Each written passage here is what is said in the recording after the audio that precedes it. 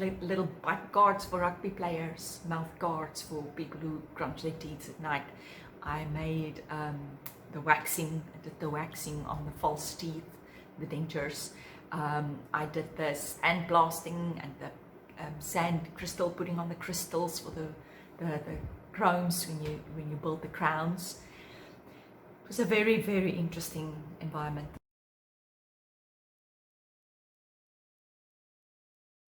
What I did right with my first salary is to start to save immediately. I was reluctant with that. It was very important to me from a young age. My mom says even as a child, I would save my money. I wouldn't just go spend it on sweeties like my sisters would or my friends would. I would keep my money and then save it until I really have something. So it was just something in me, I suppose. But that salary of 800 Rand a month, I can't believe what I was able to afford with that. I had a clothing account coming just from school. You need work clothes. I had a car. I moved out very early as quickly because I wanted to be independent. With that little salary, I still afforded a flat as well. Can you believe it? A 2-bedroom flat with 800 Rand a month and a car and a clothing account. And I saved.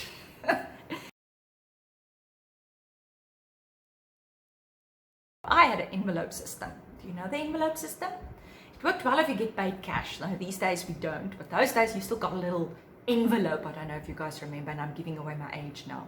And then they write on the envelope, they have all these writings on the envelope. They say this is your basic salary, these are all your tax deductions and stuff, and then this is your take home pay. And then in that little envelope is your money. Do you remember that?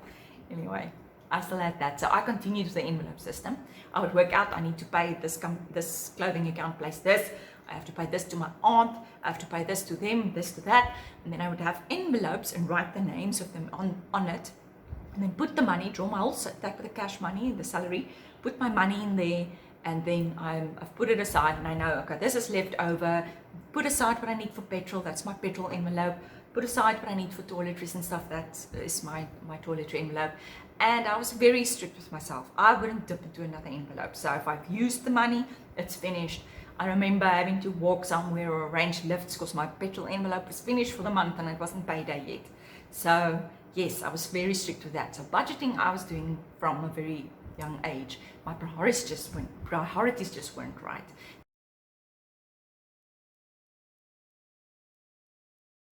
Mistakes I did make because I didn't know about starting pension early. Didn't know. Picking the right savings vehicle. The post office book I used was actually not the right. I didn't know about insurance either. And if you start insurance as young as possible, it's cheaper at the entry level point because the older you get, the more expensive it gets because insurance is priced according to your age. Not just that, many other factors, but I don't want to get into that now. But age plays a large role. And over and above that is once you've developed an illness like high blood pressure or chronic condition or something like that, cholesterol, then you struggle to get cover from an insurance company because they can exclude it or they load your premium, it costs more expensive. I didn't know these things. So I also didn't know to ask. So as you learn in life, if you join a company with benefits like the risk cover I just mentioned, life cover, disability cover, income protection, severe illness cover, those things, it's great, okay, because it's just structured in your policy. You usually get a continuation option, so if you someday leave them, you can just convert it to private capacity, no underwriting. That's what they call when they look at your age, your health, and your smoking status, and if you're male or female, and your job, your qualification, your income, all those things. They look at that and they price it according to that, so nobody's cover costs the same. But that is what you get when you convert that cover without any of that underwriting. You can just keep it and go on with it. There are some terms and conditions. I don't want to get too technical. But that's the point. So that's number one. If you find a job with all the benefits, it's fabulous. Okay. Second thing is obviously a pension fund. If they contribute on your behalf, they deduct a little bit from your salary, so you can save from an early age for your retirement someday. It's great.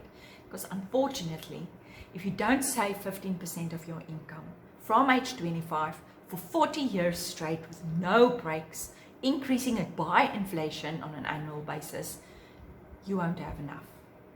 And that 15% savings will also just replace your salary 80% of what you earn at the time of retirement, age 65.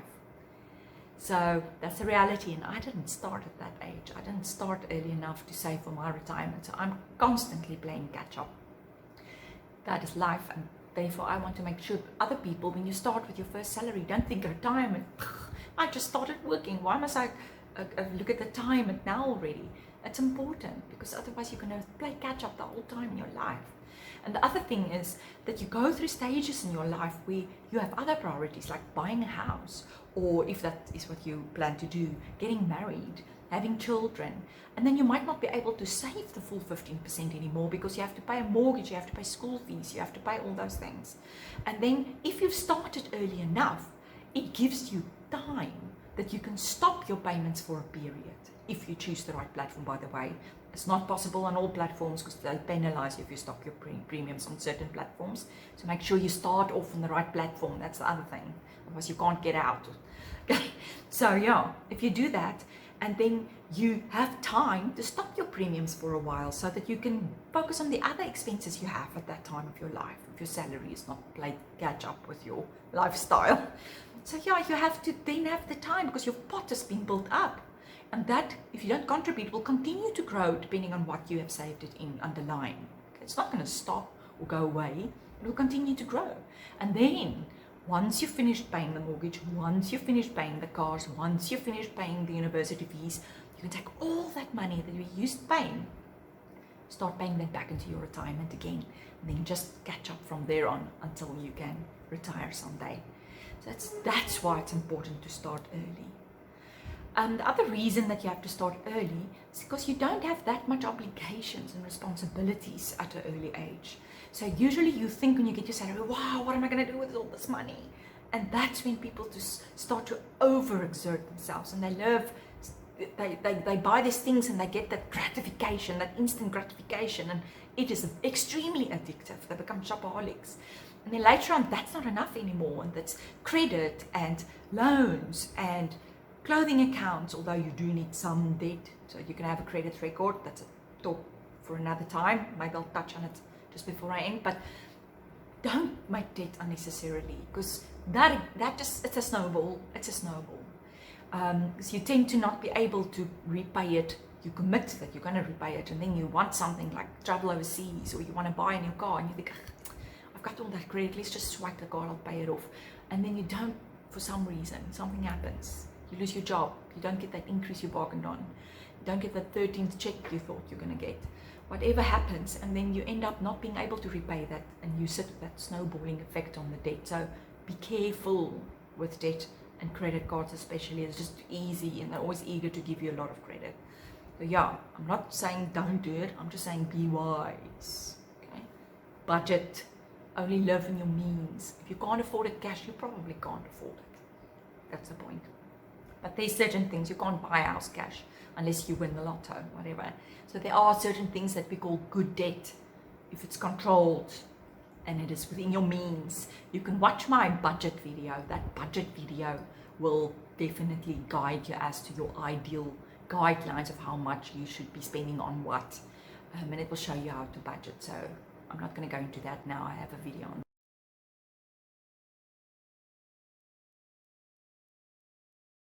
Your first salary, it's important to first, like I said, save.